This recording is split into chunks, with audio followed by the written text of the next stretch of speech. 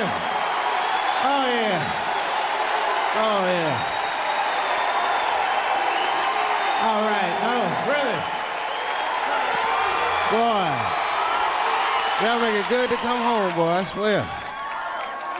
I know, man. It's been a while. It's been a while. DC's different. I've been gone, man. It took me years to be able to do this show, boy. DC has changed. It's different now.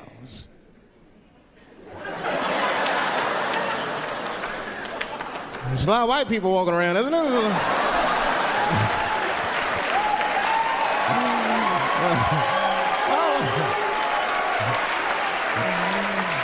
I mean, I left DC in the 80s. It was not like this in the 80s. When crack was going on. Remember when crack was going on? White people be looking at DC from Virginia with binoculars and shit. Well, that looks dangerous. Not yet. New white people. You can't scare these white people. I tried. Roll up on them. Boo! The hell is wrong with you?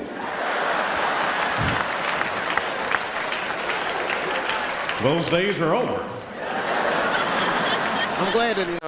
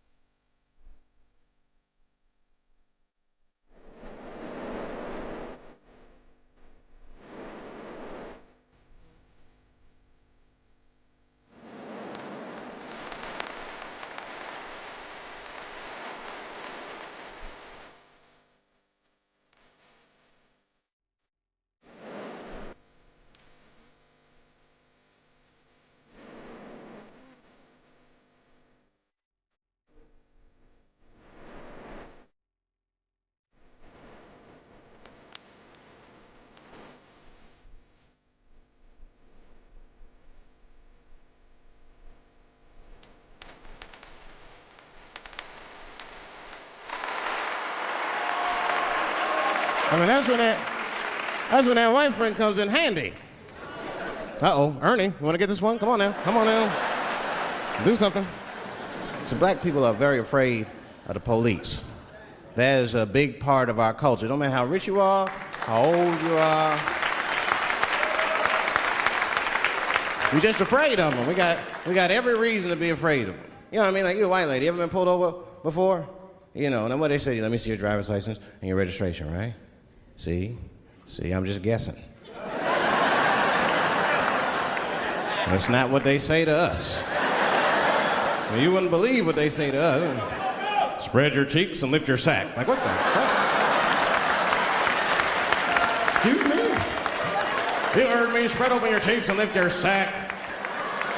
I got a driver's license, too. There's easier ways to prove who I am and shit. What does that prove? I can't go to the bank like that. Cash my check. What do you mean you don't have any ID? Wait a minute.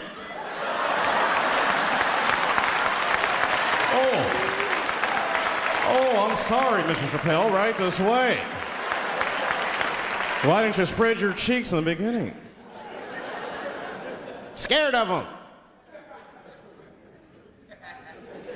I'm serious, man. You ever be at a red light, the police might pull up next to you? It won't be no big deal for you, but, you know, well, I'll fucking fall apart. Oh, nigga.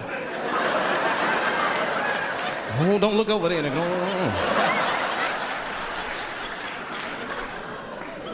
But I didn't always know that was a black thing. It took me a while to figure that out. I learned that shit in New York. I was in New York City. Now, I was hanging out with a friend of mine. He's a white guy, you know. We were just hanging out. And we were lost in the city, you know, we were smoking a joint. Now, I don't know if it's a coincidence that we were lost and high and shit, but... my white buddy, he was smoking a joint. Dave, it's the goddamn cops.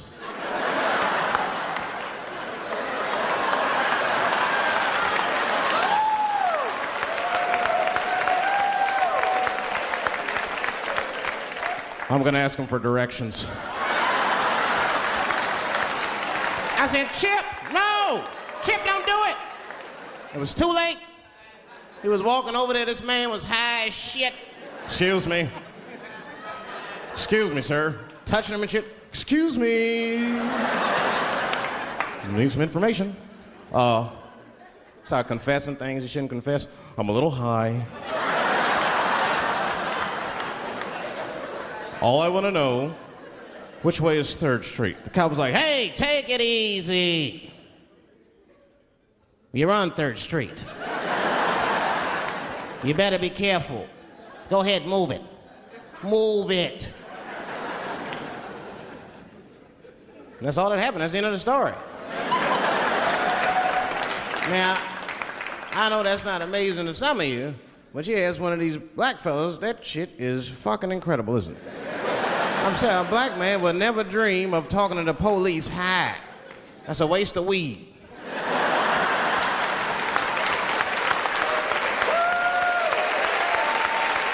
Serious.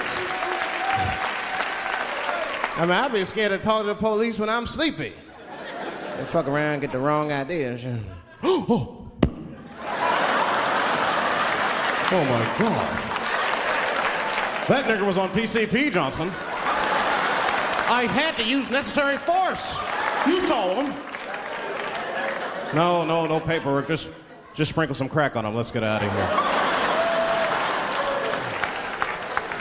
That's how it is. But at the time, I didn't think there was anything racial about it. I was just like, man, Chip, you got fucking lucky. You better be careful. But then another time, me and Chip are driving. Now, I'm not driving. Chip is driving, and he's driving a little crazy. He's been drinking. Now, I don't like to let my friends drive drunk, but, you know, I was smoking a joint. I couldn't really say shit to the guy.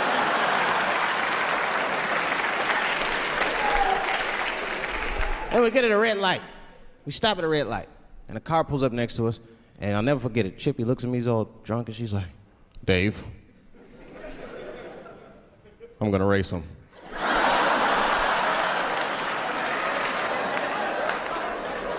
I knew it was a bad idea, but I was high. I tried to explain to him it was a bad idea, but all that came out was, well, nigga, sometimes you gotta race, I don't know.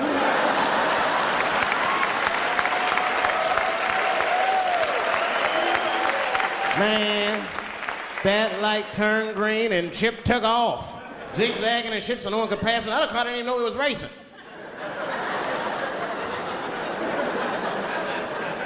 Then the police seen us and pulled us over. Now you understand, I'm scared as shit. I mean, come on, the car smells like weed. I've been speeding, this man is fucking drunk. I was scared. Chip was not scared at all. It was weird. He didn't even turn his radio down. Isn't that weird a little bit? I mean, if you get pulled over, wouldn't you turn your radio down? Nobody want to get their ass beat to a soundtrack and shit. You know what I'm saying? Chip had the music blasting. We're not gonna take it.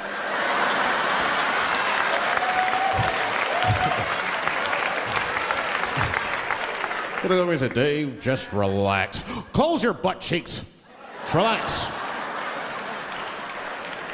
Let me do the talking. You want to know what he said? This is almost exactly what he said. I couldn't believe it. He says, oh. Sorry, officer, I didn't know I couldn't do that. I was fucking shocked.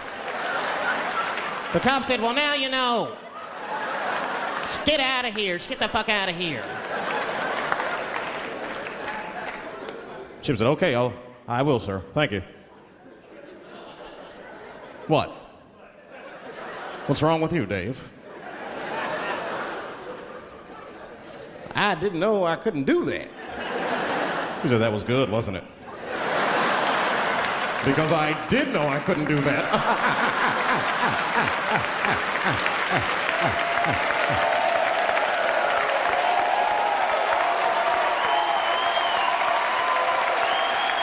I was shocked.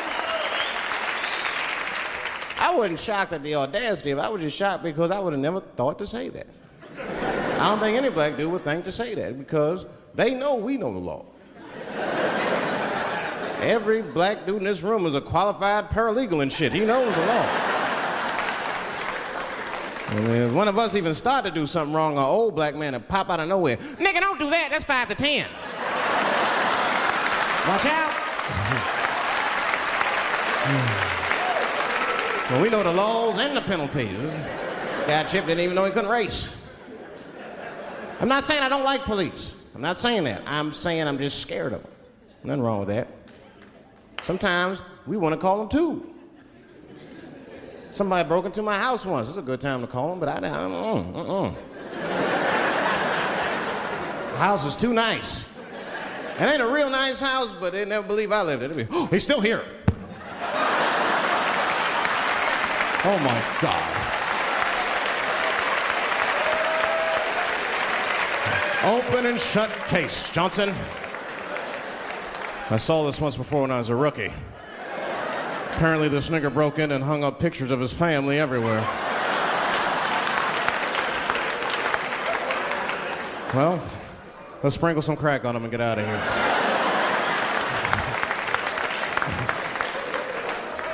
Oh, you know, that's that whole brutality thing. See, that's common knowledge now. There was a time when only minorities really knew about that. I'm not gonna say white people didn't believe us, but you were a little skeptical. You were a little skeptical. I mean, I don't blame you. And then Newsweek printed it, he knew it was the truth. And then the Newsweek white people were like, oh my God. Honey, did you see this? Apparently the police have been beating up Negroes like hotcakes. It's in the May issue. I mean, really, how could you know, though? How could anyone else know? You know. I mean, maybe you should have seen something a little suspicious. Don't you think it was like a little suspicious? Just a little suspicious? Every dead black person the police find has crack sprinkled on them. I mean, come on, man. Come on, man. Who gets shot and sprinkles crack on themselves? Nobody would do that. Bam! Oh, oh.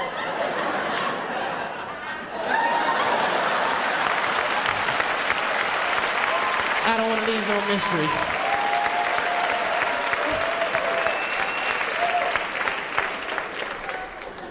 But I'm a paranoid guy, you know, that's how I am. I'd be scared to call 911 for anything, even if it's like a fire or anything. Because they tape those phone calls. I see the shows, they tape them, and then they play them on television. That's fucked up. Now, I'll say anything if I'm scared. That shit is private, you know what I mean? What if I get killed? They start playing that 911 tape on the news, I'm dead, I can't explain myself to my buddies and shit. We watching the news. We have Reg Chapman on the scene. Reg, what's going on out there? It always takes a guy on the scene a minute. Hi, Bob. Hi, yes. We just got hold of a copy of Dave Chappelle's Frantic. 911 emergency call. Remember, viewers, some of this language is disturbing.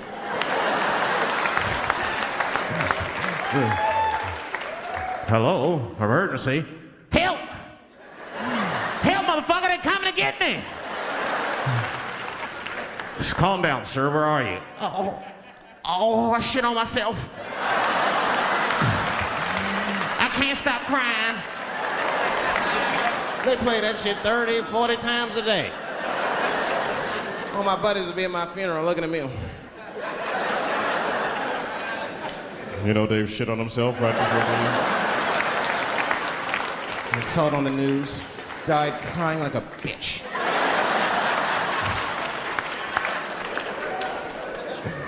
I'll be dead. I can't defend myself. That's not a nice thing to do. That's not a nice thing to do. I mean, it's a 911 tape. How they expect you to sound? Of course you're gonna be scared.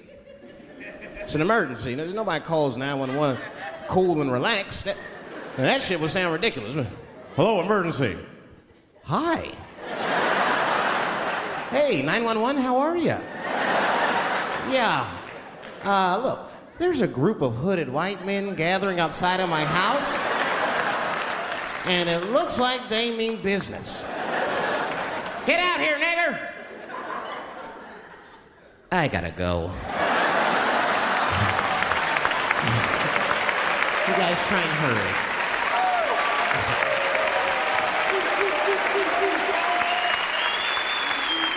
It's too much pressure. That's my problem. I can't handle pressure. Sometimes pressure make me talk different. I'm serious. You ever have like that social pressure? You ever talk to somebody who's fake and they make you fake? Like, that kind of deal, like, hey, how you doing? You're like, fine, how are you? And you're like,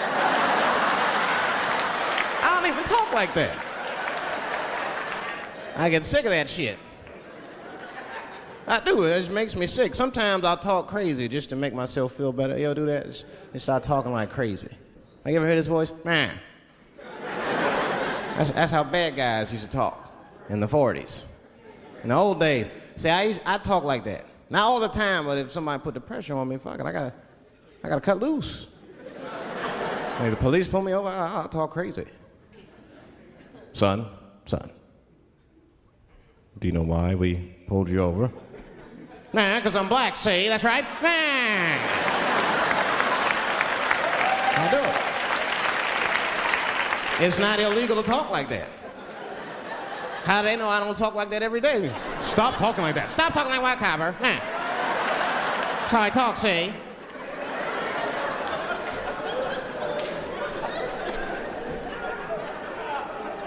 You gotta make life interesting like that, because the shit is flimsy.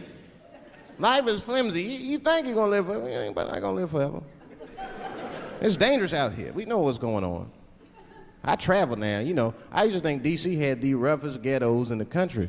Nah, nigga, I have seen some shit now. Oh, there's some rough areas outside of D.C. Yeah, everybody should go to the ghetto. I was taken to the ghetto one time. That's the worst. When you get taken and you're not expecting to go. You know, usually you want to know when you go in the ghetto, like, I'm going to see some wild shit. I got to prepare myself. I'm going to see something crazy. When you're taken, it's different. I had a limousine driver. It was after a show. It was late at night. It was like 3 in the morning. I had a limousine driver. He was a nice guy talking to me and shit. Oh, hey, where you from, dog? D.C.? Word? That's a rough city, man. And his cell phone started ringing. Hold on 1 second. Hello? Oh, what's up, nigga? What? What the fuck? Slow down. What? What the fuck? No! No! No! Fuck that, nigga. Fuck it. I'm on my way.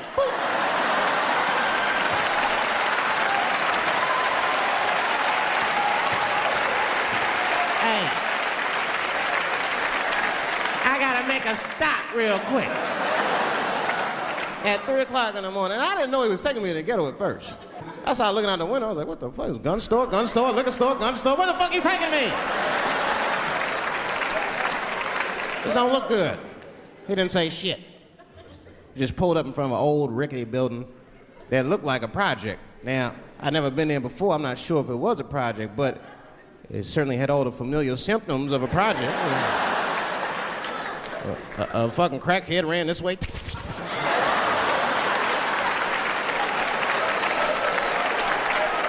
And then another one jumped out a tree and shit. The driver said, I'll be right back. And left me. Took the keys with him and just left me. At 3 o'clock in the morning, in front of a project, in a fucking limousine. This was not good. I was like, man, I gotta look around and see if I can see some landmarks and figure out where I'm at. Might have to escape on foot. Now, this is when I knew I was in a bad neighborhood. You only see this in the worst neighborhoods. Remember, it's 3 o'clock in the morning. It's 3 o'clock in the morning. I look out the window. There was a fucking baby standing on a corner. Look at this.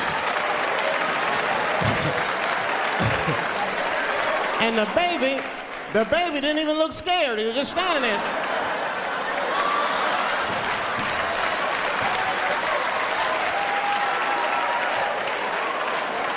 I mean, it made me sad. It made me sad, really. You know what I mean? Because I wanted to help the baby. I was like, I don't trust you either. I'm sorry. Click. Click. The old baby on the corner trick, eh? I'm not going to fall for that shit. Where's this limousine driver? You know, I start feeling bad. As time goes by, I start feeling worse. Like, man, what is wrong with me? What the hell's wrong? I'm scared of a baby. And this baby could be in trouble. He might need my help. I gotta do something. But I wasn't gonna get out the car. I'm serious, man. I just cracked the window a little bit. There's an old limousine. I could roll it down.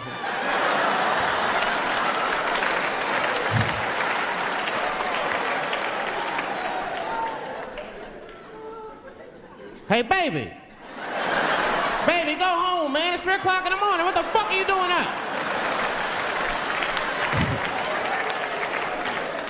The baby said, I'm selling weed, nigga. I said, oh, shit.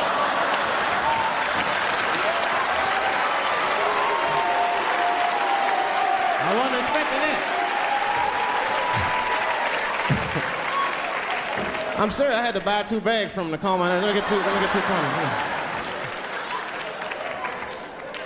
Got back in the car and rolled me a joint, man. So, that shit was scary, man. Every once in a while, like a crackhead would come up to the car and look in the window. It was like Jurassic Park and shit. He'd be looking on the car. Hey, get out of here, cracky. That baby was still standing there, man. Then I started feeling bad again. Yeah, weed make you feel guilty sometimes, you know. Man, what is wrong with me, man? I have just bought weed from an infant. I can't condone this kind of behavior. What am I thinking? I can't let the fear ruin my morals. Gotta do something.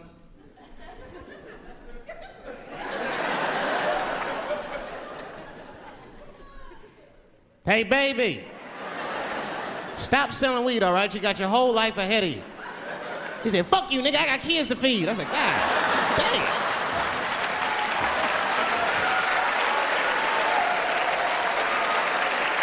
Sad. And just at that very moment, one of the crackheads was running across the street and got hit by a car. I know it was a hit and run. The police did it. That's all right. They sprinkled some crack on him and got back up.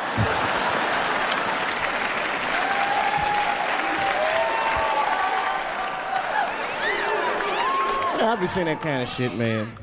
It's what it is. They use the TV to program us from a young age. You ever watch like a cartoon that you used to watch when you were little as an adult? That shit is wild shit. Some wild shit. I mean, like I was with my nephew. We sitting there, we watching Pepe Le Pew, and I say to my nephew, I said, now pay attention to this guy because he's funny. I used to watch him when I was little.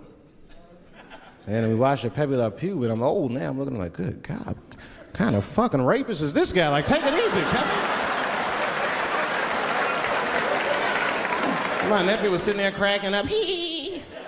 See, sometimes you gotta take the pussy like Pepe. Like, no.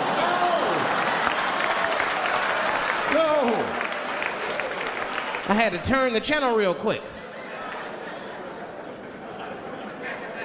I turned on Sesame Street. I said, oh, Sesame Street. This is much better because now he'll learn how to count and spell. But now I'm watching it as an adult and I realize Sesame Street teaches kids other things. It teaches kids how to judge people and label people. That's right. They got a character on there named Oscar. They treat this guy like shit the entire show.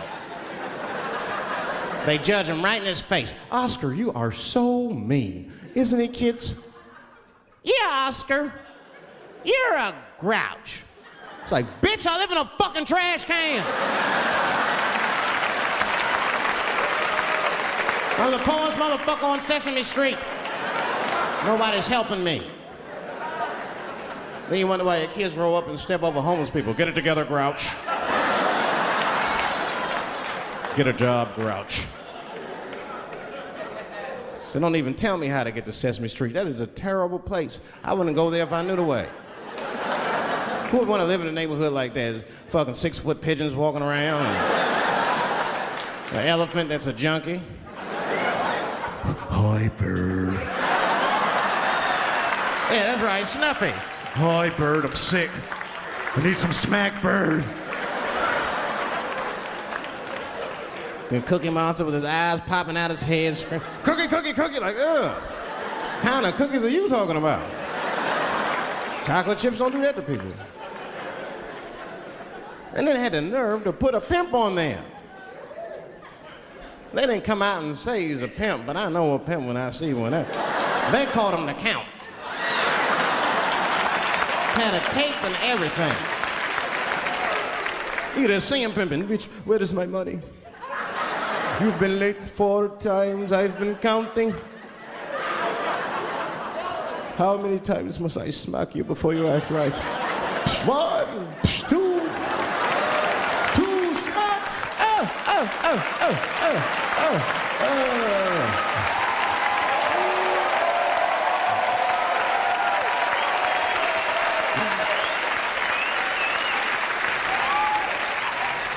That's the thing, there's so much stuff to worry about. You know, the more you know, the more you don't know and shit. You know, like a lot of people be telling me, Dave, you know, you just gotta relax. The racism thing be bugging you too much. And I be thinking about it. Sometimes shit'll happen. You know, a lot of black people can relate to this. Have you ever had something happen that was so racist that you didn't even get mad? You were just like, God damn, that was racist. I mean, it was so blatant, you were just like, wow. Like, almost like it didn't even happen to you. It was like a fucking movie. That was like you was watching Mississippi Burning. Wow. That happened to me. I was in Mississippi.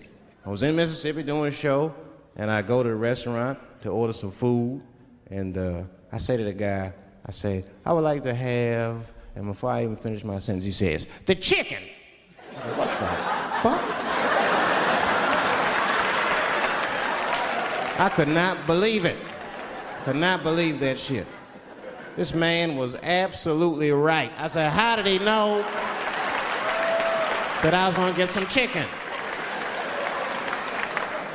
I asked him, I said, how you know that? How did you know I was gonna get some chicken? He looked at me like I was crazy. Come on, buddy. Come on, buddy. Now, everybody knew as soon as you walked through the goddamn door, you're gonna get some chicken. There's no secret down here that blacks and chickens are quite fond of one another. And then I finally understood what he was saying, and I got upset. I wasn't even mad, I was just upset. I wasn't ready to hear that shit. All these years, I thought I liked chicken because it was delicious. Turns out I'm genetically predisposed to liking chicken. I said, it's whack. I got no say in the matter. That guy ruined chicken for me. I'm scared to eat it in public. I want somebody to see me and say something. You know what I mean? Like, you be eating some chicken?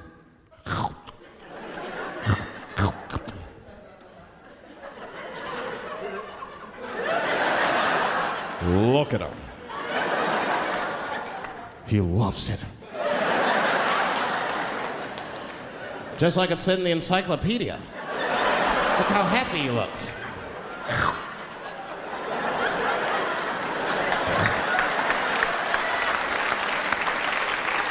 Sometimes this world be too much to deal with. That show business be crazy. That's where the cultures really collide. Show business bring a lot of races together. Sometimes it works, sometimes it don't. This is one thing that happens that's funny. You know, sometimes I'll be on a business call, right? You know, like with a lawyer or something. You know, my lawyers be white, and like we'll be on a call, right? And they'll be like, "Oh, okay, Dave, we're gonna close the deal. Is that fine with you?" I'll be like, "Yeah, that's good for me." Great. You have a good weekend, Dave. I'll be like, "All right, you too, man. Peace." Oh, all right, bye-bye.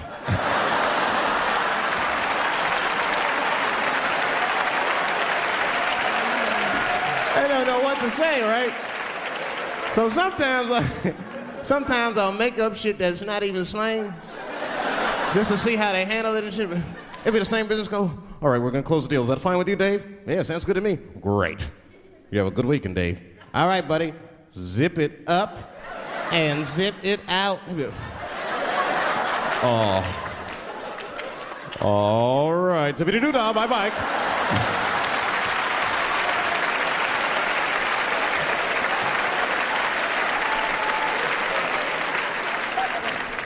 Sometimes, you know, racism works out in black people's favor. Now, it doesn't happen often. It happens very rarely, but when it happens, it is fucking sweet.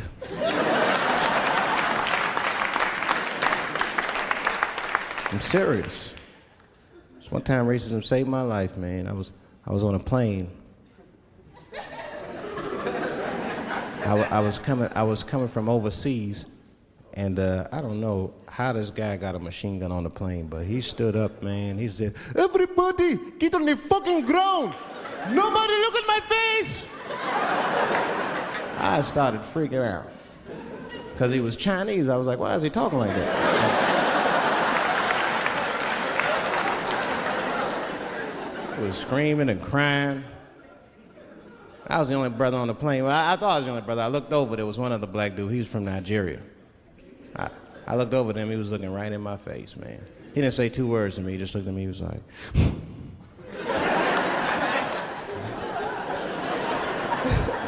He didn't need to talk, I knew just what he was talking about. I looked right back at him, I was like...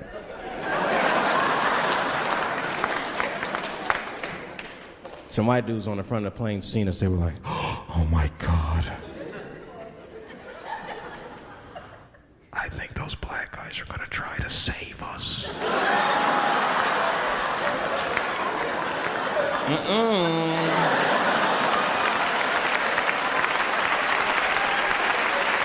We were just communicating that we understood the situation. We were both seeing the same thing. What we understood was simple. Terrorists don't take black hostages. That's the truth. I have yet to see one of us on the news reading a hostage letter and shit. They is treating us good. We all chilling and shit. I'd like to give a shout out to Ray Ray and Big Steve and send some Newport.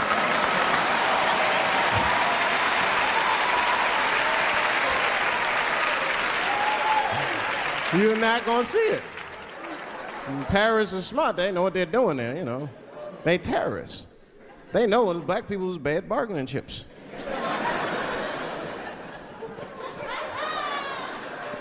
They called the White House and said, hello? We have got 5 black, hello?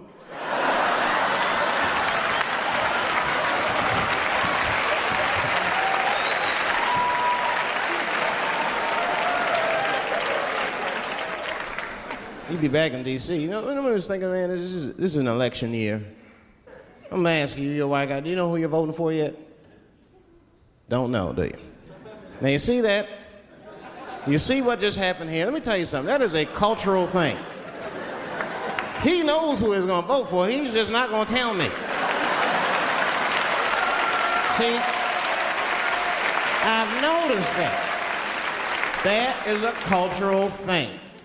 White people do not like to talk about their political affiliations. It's a secret. You ever ask a white guy who's voting for you? Hey, Bob, who are you going to vote for? Dave, whoa. Well, take it easy now. Take it easy. So anyway, I was fucking my wife in her ass, right? And I mean, it was something else. Yeah, but who are you voting for? Dave, come on with the voting. I'm trying to tell you about fucking my wife, and you're asking me all these personal questions. They don't like to divulge that information because it matters to them. Black people talk about that shit. Black people will openly talk about politics. Black people will openly talk about beating up politicians and shit. If I see George Bush, I'll kick his motherfucking ass for cutting my Medicaid.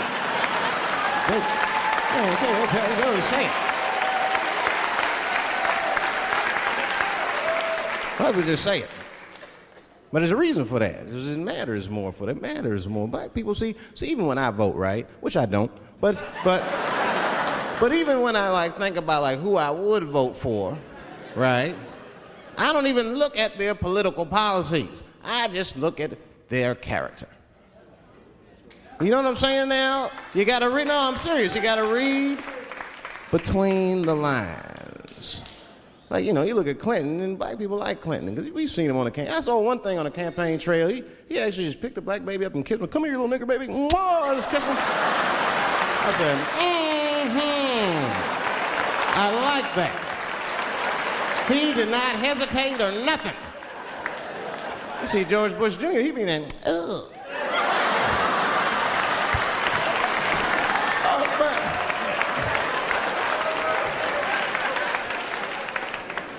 Like, say, I'd never vote for George Bush Jr., but I don't know George Bush Jr.'s politics. The only thing I know about George Bush Jr. is that guy sniffed cocaine. That's right. Now, listen, we cannot have that shit in the White House. That might be fine for a mayor, but goddamn it, not in the White House. Not in the White House. You know what I'm saying? The stakes are too high in the White House. Can't have no cokehead president. He be selling nuclear secrets for $20, $30 and shit. He'll be in meetings embarrassing America. Come on, sign the treaty, baby. I suck your dick. Like, what the? Mr. President. Like, Mr. President, that is not how we do business here, sir. Stop sucking the ambassador's dick. No, let them finish.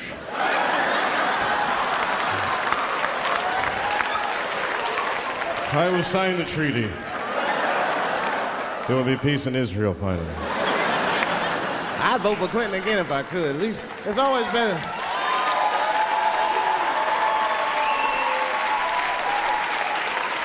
Now again, I'm not looking at his politics. Don't know what his politics are. I'm just looking at his behavior. I understand that kind of behavior. I know a lot of dudes with them shortcomings. Weed smoking fornicators, there's a lot of them. I mean, come on now, let's be honest. Let's be honest. Bill Clinton was not the first president to do what he did. Now, let's think back for a minute. Remember a guy named Kennedy, John F. Kennedy? Remember him? He fucked Marilyn Monroe. Matter of fact, him and his brother Bobby fucked Marilyn Monroe. And history doesn't talk about that much. You know why history doesn't talk about that much? Because those two pages in history are stuck together. They was getting it on. They were getting it on. I seen the tapes. Remember the tapes? She'd be singing on there. See this party, stressing them out. Happy birthday, Mr. President. Bitch, my family's here.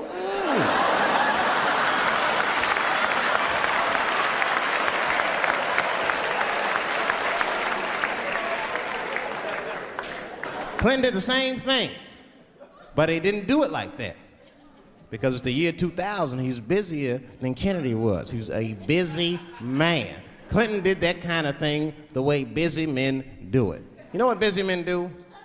They fuck who's close to them. I can tell that's what Clinton was up to. Look like he just stuck his head out the office door and shit. Oh, boy. You, come here. I made my penis suck for my 3:30, come on. Oh, boy. He's probably looking at Kennedy's picture and shit. Oh.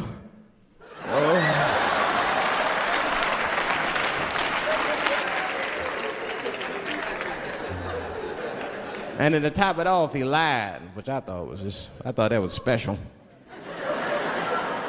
I did, man. I know how he did.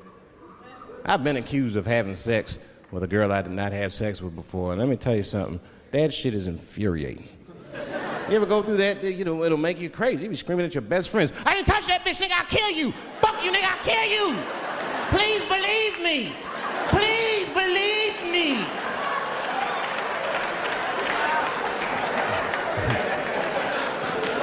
And Clinton didn't do it like that, did he? And Clinton came out of the press conference all relaxed, his shoulders all relaxed and all this trouble. It looked like he just got done fucking or something. Listen, let me tell you something, America. I don't think you heard me the first time. I did not have sexual relations with that woman, Miss Lewinsky.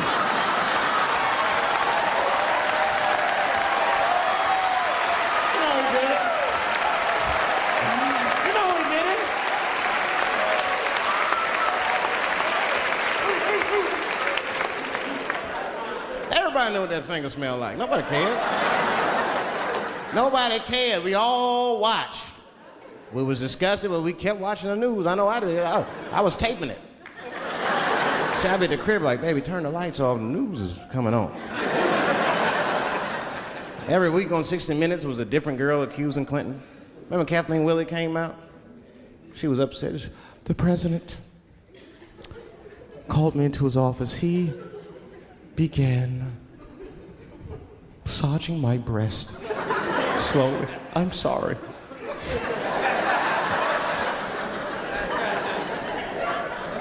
And then he placed my hand on his genitals. Ed Bradley was shocked. Was he aroused? I was at home like, yeah, was he aroused?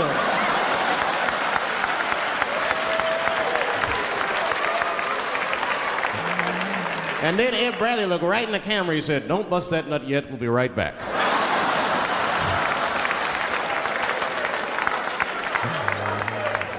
Oh, man, the news had never been so good. But there were no victims. There were no victims. Only one I feel sorry for is that Lewinsky. I feel a little sorry for her. Don't y'all feel a little sorry for her at all? God damn, y'all, come on, man. Have a heart. That's a hard thing to be famous for, man. I mean, nobody want to be the most famous cocksucker of all times and shit. I feel bad for her. Not even the women feel sorry for her a little bit, ladies. Now that's jealousy. That's what that is. I mean, come on, yo, that's one dick that girl sucked. It's gonna haunt her for the rest of her life. Long after she spent that money up, that's still gonna haunt her. And I know there's a lot of women in here with at least one dick they regret. And I bet you it wasn't a president's dick. I bet she worked at Kenny Shoes or Safeway or some shit like that. Don't go judging her. Don't go judging her. See, we gotta stop judging people. That girl was young, and she made a mistake that young girls make. She wanted to fuck a powerful man, period. That's as far as she thought it through. She wasn't thinking about how powerful the president was. She didn't have no wisdom. An older woman would have helped everybody. An older woman would have been in there, you know, you should lower taxes. You know what I'm saying? The older one would have sucked us into utopia. The last thing I'm going to say about it is this, that he is a famous man. I have dreamt of being famous, but I never dreamt of being that famous. I never understood how famous a president was, but imagine if somebody could suck your dick and then they're famous. You understand what I'm saying? That's crazy. That's crazy. I mean, no guy ever thought of that. There's nobody with a pickup line that good and shit. They suck my dick, there's a future in it. What? Oh, that's it now. Get out there and be somebody. Go write a book. You're a qualified author now. Go write a book. I said, I'm in the wrong business. I should be the president. Shit, I'm in the wrong business. See, the only reason I want to be president is because I'm black. That would make it too hot for me. I mean, you know what I mean? I think it could be a black president one day, but you don't want to be the first one. I mean, second or third, that's fine, but that first nigga better watch out. I'm going to tell you that right now. Too hot. I mean, I'd be the first black president. I don't think that nobody would really hurt me. I'm sure somebody would want to hurt me, but I don't think they'd touch me because my vice president will be Mexican for a little insurance. You know what I'm saying? You can shoot me if you want, but you're just going to open the border up, so you might as well leave me and Vice President Santiago to our own devices. Ain't that right, Santiago? See.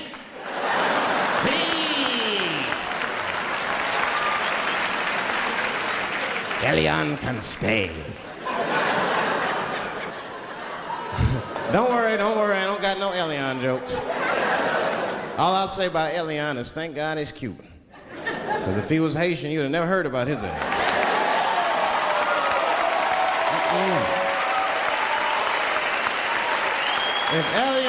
If Elian Gonzalez was Elian Mamumbo from Haiti, they'd have pushed that little rubber tube right back in the water. Sorry, fella, all full.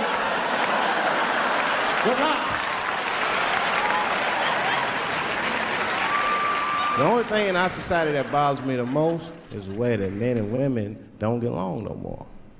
That's really what's bugging me about it. Men and women just don't get along. Like, I hear women say this all the time. I know a lot of you sisters be like, chivalry is dead. Don't you? Don't y'all feel that way? Like men aren't gentlemen anymore? That's right. Chivalry is dead, and women killed it.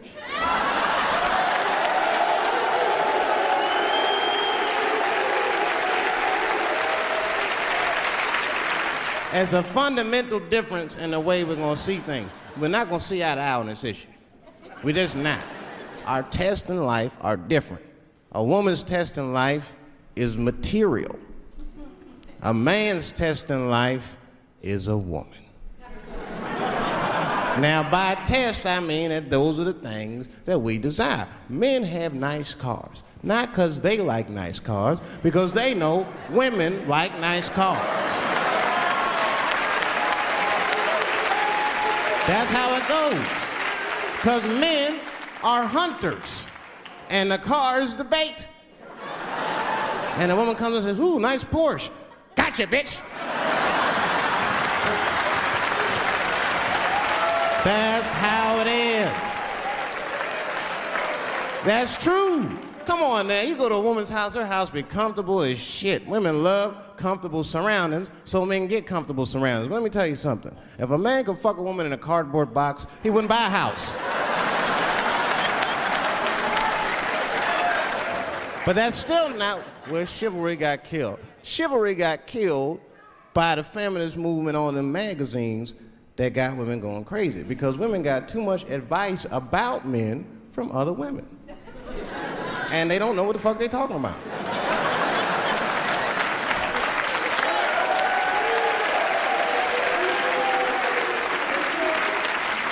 It's true. I see this shit in the magazines.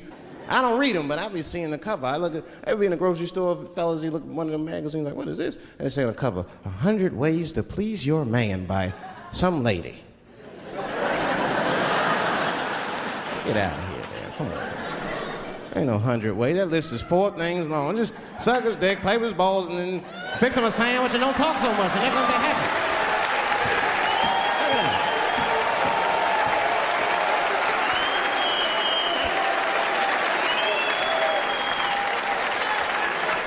And then the magazines trick the women. The magazines start picking at your self-esteem. Every page you turn, you start feeling fatter and uglier, and you feel like your clothes aren't good enough. And the magazines have you forgetting how fucking beautiful you are. And that's what happens. Now look what happens.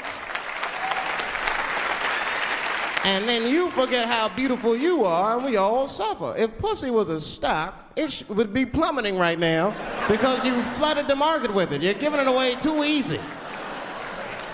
I'm just being truthful.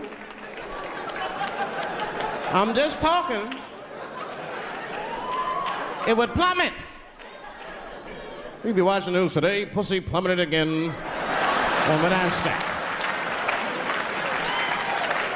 Gold is up 10 points. You can see it. You ever have this happen? This is how confusing it is. This is the practical application of what I'm talking about. Like a guy be out, this happens to a lot of guys, you be out at a club, bar, right? You're kicking with your boys, and a girl walks by, and man, she looks good. She looks good. Not good in that classical way. I mean, you know, I'm talking good, like she got half her ass hanging out her skirt. Her titties are all mashed together, popping out the top of her turtleneck and shit.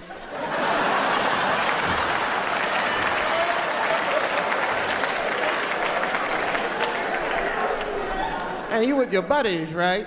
You with your buddies, you got a couple drinks in you, and you see a girl like this, you might try to talk to her. This might not come out right. I don't know what you say, but damn, look at them titties! Right?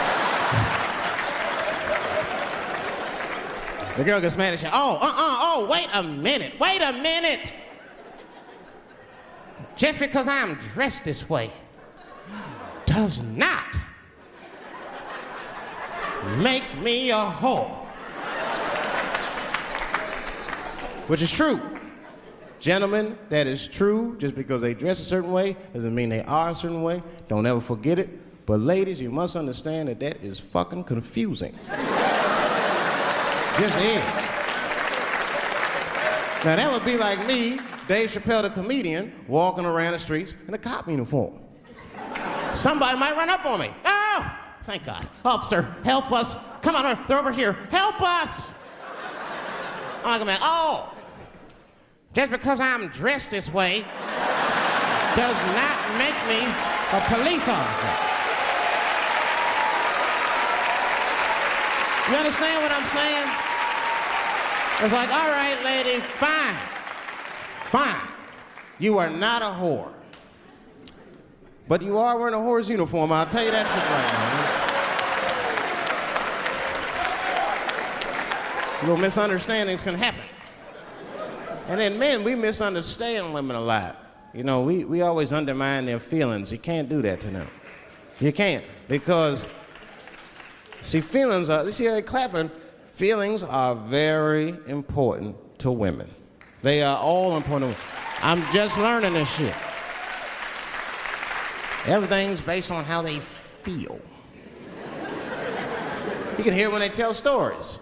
You ever hear a man tell a story, it'd be just facts. Who, what, when, where, why. It was me and Bob, we was at Safeway. Then that nigga Bob said this, then I punched that nigga, and then I broke out. That's the story.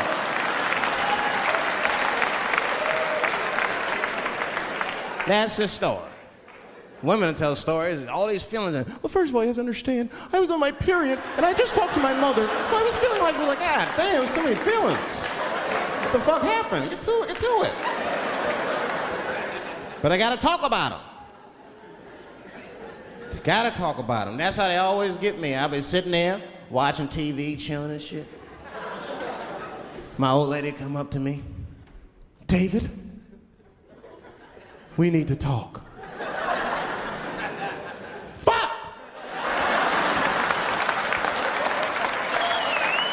I don't say that out loud. That's how I feel inside. Because I know every time we need to talk about some shit that I gotta do. We don't ever have to talk about anything she needs to do.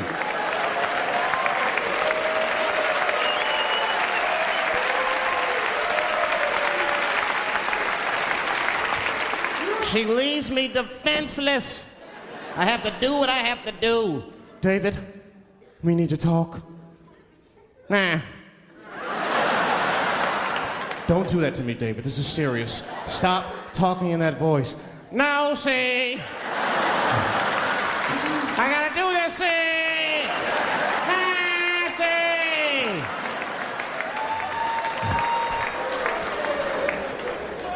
I complain, but I'm happy I'm with somebody. I don't want to be single. I don't like that. Sometimes you go to them single clubs, you see too much. I was on the road, one club, and I seen a thing they call a thong contest.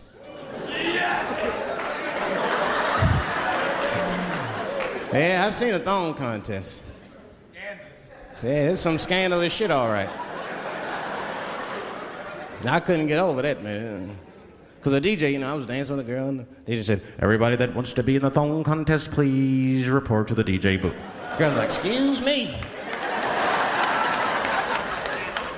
They put on that song, let me see some thong, thong, thong, thong, thong, thong. Them girls was going off. Some of them pulled their pants down, some of them pulled their skirts up, all of them just shaking their butt. Some of them didn't even have underwear on, they was just fucking shaking their butt. I mean, really, I was fucking disgusted, but I couldn't turn away.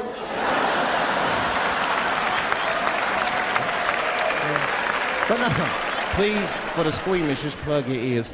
All right, one of the girls, you get so into it, there's no cops around, right? But she actually, I'm sorry to tell y'all this, she spreads her butt cheeks open. She spreads her butt cheeks open in the middle of a crowded disco, right? I was disgusted because I was like 10 yards away from her. I was like, oh my God.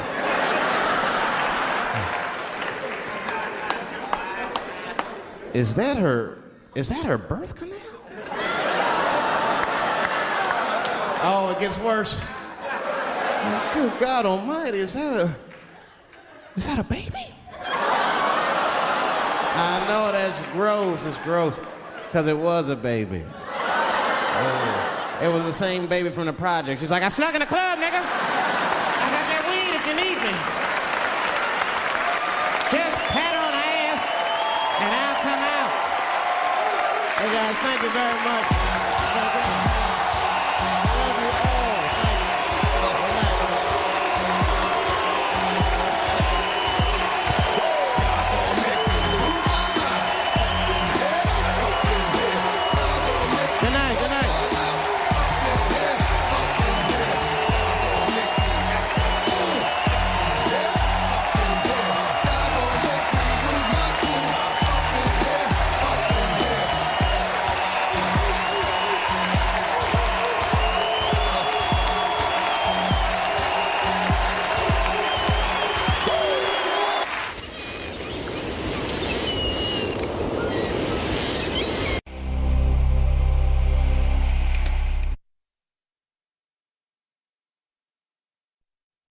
Everyone in LA for a wonderful week.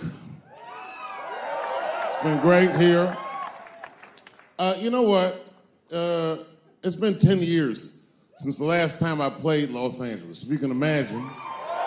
I know, I've been gone for a very long time. And unbeknownst to you, it was a difficult 10 years. I'm not going to take you through all the agony I've been through, but it was tough. Some of it you might have seen. I don't know if you ever saw on TMZ the big headline, Dave Chappelle drunk on stage in Detroit. Well, if you saw it, I wasn't drunk. I had smoked some reefer with some rappers. Yeah. I don't know if you know anything about hanging out with rappers, but their weed is very strong. Stronger than what I was accustomed to. The article goes on to say I was booed off stage, which is also incorrect. I was booed. I did not leave. It was a long bump. It was a fucking nightmare. 2 puffs of weed, that's all it was. 2 puffs. I never had that happen where I take 2 puffs of weed. I looked at the guy next to me, I was like, I'm gonna bomb, nigga, I can feel it. And that guy called my name, Dave Chappelle. Niggas was like,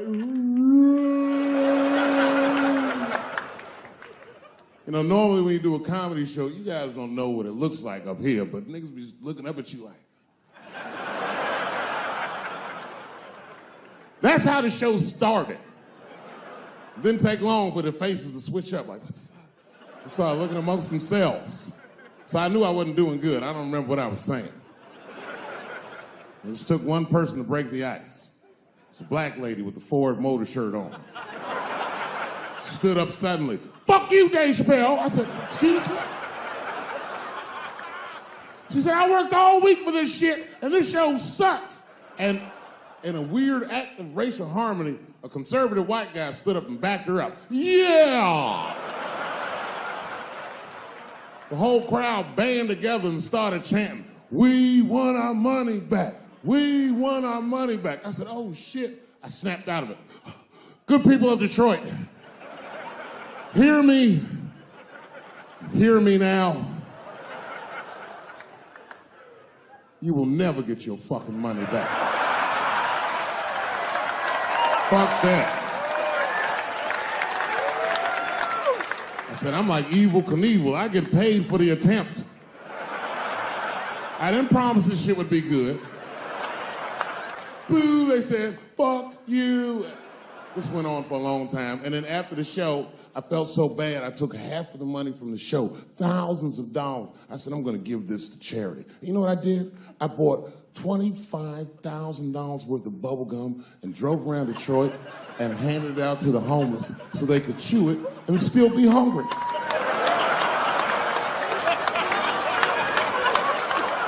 I was very mad at Detroit that night. Because not only did I bomb, nigga, I had to go back to the very same room the next night and do it all over again. Fucking nightmare. That would be like if you were having sex with a woman and for some reason, this would never happen, but for some reason, she had a mouse trap in her pussy. You get caught in the trap. And then you gotta fuck her again tomorrow night. I'd still do it, but I'd be careful the next time. The old mouse trap in the pussy trick, eh? Fool me once.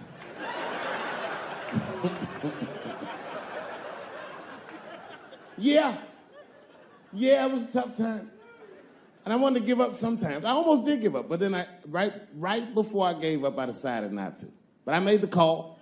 They answered the phone. Hello? Dancing with the Stars. I said, not yet. Not yet. Yeah. Oh, if you see me on that shit, it's over. Trust me. My spirit is broken. If you see me waiting for them judges,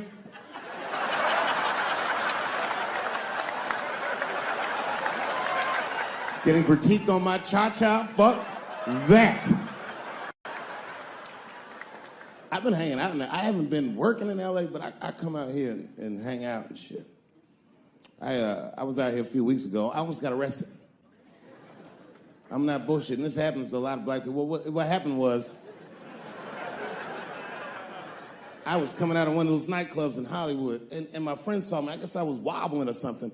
So he just rolled up. It was a good friend of mine. He was like, hey, Dave, give me the keys. And I was like, all right, nigga, just take the keys. And I got in the passenger side of my car, and he drove it. And it was fine. Just talking, chopping it up. And then on the 10, the blue and whites hit us.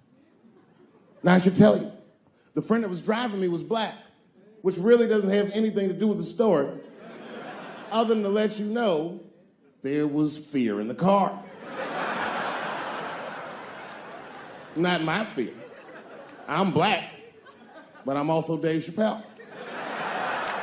So I figured, shit'll probably be fine.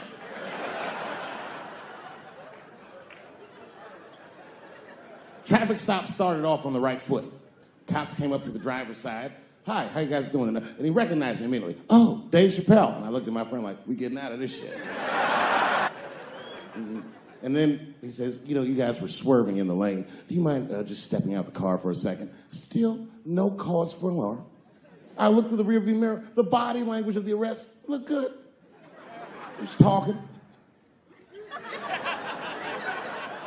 So then I started fucking with the radio. A traffic stop's going good if you listen to the radio when someone else is outside of the car. But then when I looked back in the rearview mirror, something had gone horribly wrong. That motherfucker's back there like. And the next thing I knew, they were stuffing him in the back of the car. And I thought, when anybody would think of a situation like that, oh my God, what is going to happen to me?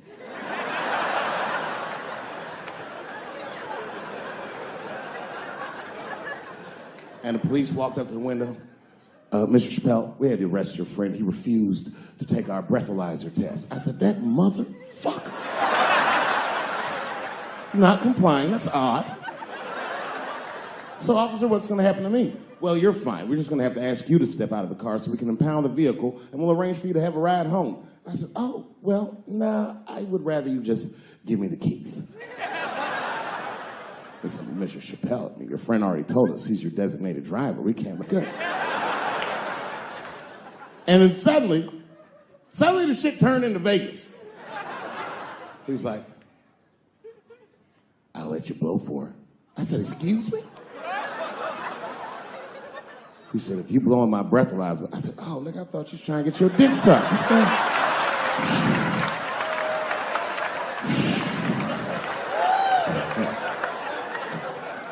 If you blow in my breathalyzer and pass, I'll give you the keys to the car. I said, Set him up, nigga, let's play. And I blew in that thing, and it made a noise. I said, uh-oh.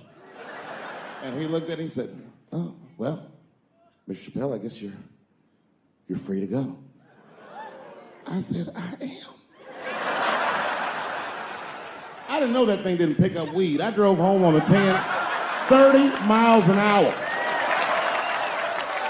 Yeah, no, it all worked out. It all worked out. I'm one of the lucky ones. It doesn't work out that well for everybody. I saw that videotape of that lady that got beat up in L.A. in the traffic. You see that shit on rush hour traffic?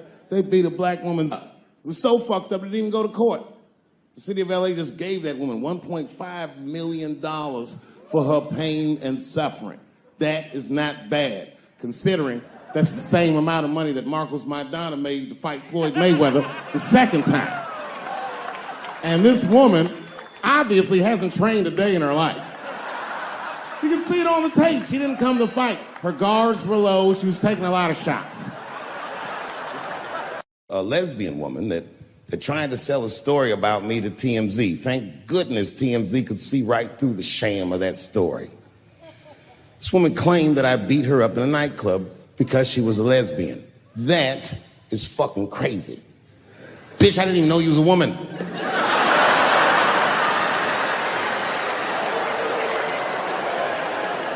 Thank God TMZ didn't believe that. Because I did beat the shit out of her, I'm not gonna lie. It was her fault, I had no choice. I came in the club minding my own business, and a woman came up to me, she goes, "Oh my God, Dave Chappelle." And I was just being reciprocally nice. "Hey, miss, how are you?" Blah, blah, blah. But not talk, nothing to it. And all of a sudden, this lesbian fellow stepped between us. "Hey, nigga, that's my girl." I said, yo, my man, back up, like that. She said, "I ain't backing up off shit, nigga, that's my girl." I said, "Bro, you're gonna have to give me 3 feet like this." She said, "Stop calling me a man, motherfucker. I'm a woman." I said, "What?"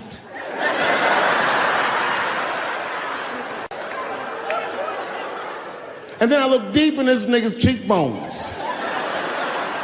I said, "Oh my God, you are a woman." It was just too much for me to even wrap my mind around. But I tell you what, I unballed my fist immediately, and I softened my posture so that she would know she's in no danger. I even changed the tone of my voice. I said softly, sweetly, like a pimp might say.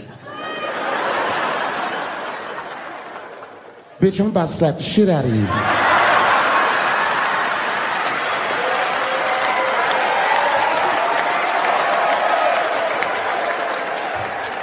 I should have done it. Oh, I wish I didn't say that. She dropped that foot back. Boop. She was in a perfect southpaw stance. Her shoulders were angled correctly. Her head movement was good. I said, "Oh no! This bitch boxes for real." She threw a wild hook at me, and I saw it coming from yesterday, so I slipped it like this. I had no choice. I had to go to work. I let that jab go. You should have seen me go, nigga. I tenderized them titties like chicken cutlets.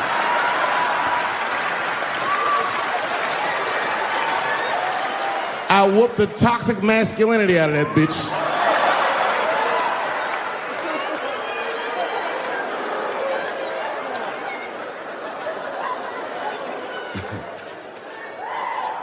That's why I don't go out no more. Just trying to chill. I'm just trying to live a peaceful life. That's why I live in Ohio. You know, I live in a little town in Ohio. It must be like 3,700 people. Small hippie town. Culturally, it might feel like Ann Arbor to you. You know what I mean? Just a bunch of hippies and shit like that. And niggas always ask me, like, "Dave, why you live in that hippie town?" And I'd be embarrassed to tell them the truth. But you know why I live there? Because Yellow Springs, Ohio has the most beautiful women in the world. And a lot of people might disagree with me, but you gotta see them for yourself. They're gorgeous. But it all depends on what you're into, you know what I mean? I like white bitches with dirty feet.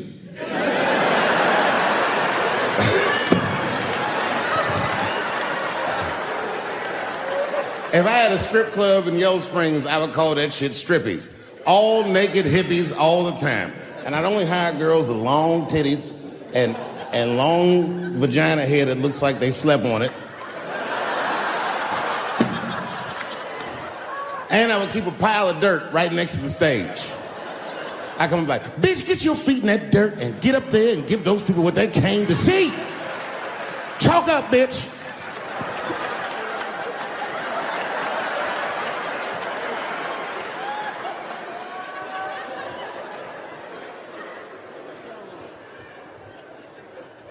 A couple years ago, I was in Ohio at a shopping mall.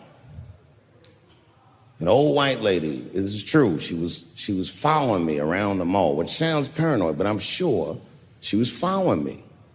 Mean lady, too. You ever see a woman with lines on her face that just tell you, like, even if she smiled, it looked like it would hurt the muscles in her face? I knew she was following me because she was at places that had nothing to do with her. I'd be looking around like, what is this old bitch doing in GameStop and Foot Locker and all the places I like to go? Every time I see her, she'd just be looking at me on me. And eventually I forgot about her. So then after I'm shopping, I go all the way to the back of the parking lot. I'm parked all the way in the back. And as soon as I open my car door, I hear a voice go, David Chappelle. Just like that. I didn't even have to look. I knew it was her. And I looked back, and sure enough, there she was, that face. To be honest with you, she probably wasn't even that old. She's probably around my age. But she was a white woman. This bitch looked terrible.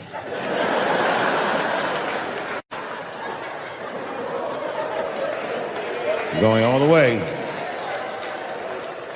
I kept my cool. I was nice. I said, hello, miss. And she didn't say anything back. All she said was, I watch your comedy. I said, uh-oh. And then she says, it's true, she goes, it sounds to me like you hate women. I said, well, you know what, miss? It's art. And you're free to interpret this art however you'd like. But I can tell you, as the maker of this art, that I don't believe that I feel that way. And she said, well, I think, and I said, shut up, bitch. Shut the fuck up. Before I kill you and put you in the trunk, ain't nobody around here.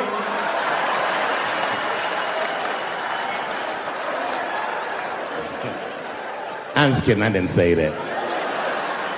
I felt that way, but that's not what I said. I was more clever than that. You know what I said? And this is exactly what I said. I said, miss, before you finish that statement, let me ask you a question. Where'd you see me? Did you buy a ticket to a concert I did? I doubt that. Or maybe you watched one of my specials on Netflix. Or did I follow you to your car and do my act? She said, what? I said, keep it in the comment section, bitch. This is real life. Ta-ta.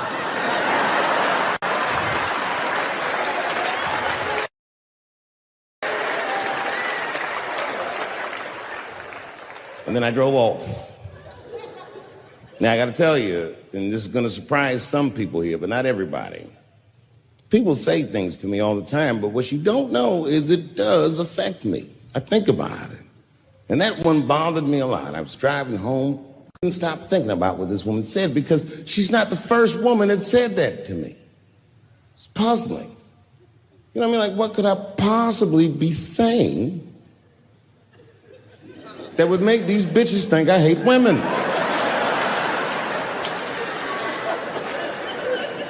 Couldn't figure it out. So you know what I did? I Googled the dictionary definition of a feminist just to make sure I was talking about the right thing. And do you know, sir, what the dictionary definition of a feminist is? I didn't either. Listen to this. Webster's defines a feminist as a human being, not a woman, a human being that believes in equal rights for women. I was shocked that that's what that meant. Because by that definition, I would consider myself a feminist. And I didn't even know that at the time.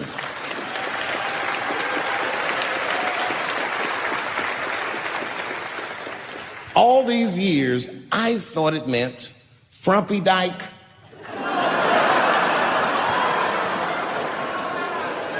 Well, that's who's always talking to me, some chick in overalls. Men are trying to rape us. Ah, not you, bitch, me please.